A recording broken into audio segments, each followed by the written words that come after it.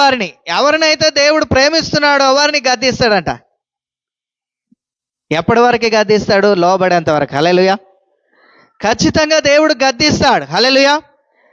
దేవుని గద్దింపుకు ఏమి లోబడ్డాయి చెప్పండి? దేవుని గద్దింపుకు ఏం లోబడ్డాయి? దేవుడు ఏమైనా గద్దించాడా? గాలి సముద్రము దేవుడు గద్దించాడు. హల్లెలూయా. అవి మిక్కిలి నిమ్మలమైపోయాయి. హల్లెలూయా. అయ్యాయా లేదా?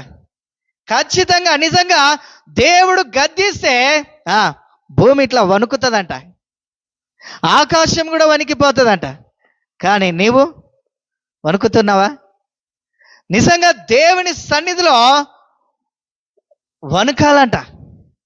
దేవుని సన్నిధిలో వణుకాలంట. చూడండి ప్రియ దేవుని బిడ్డలారా, ప్రతి విషయంలో దేవుడు చక్కటి ప్రవర్తనతో మనల్ని ముందుకు నడిపించడానికే గద్దిస్తూ ఉంటాడు. హల్లెలూయా.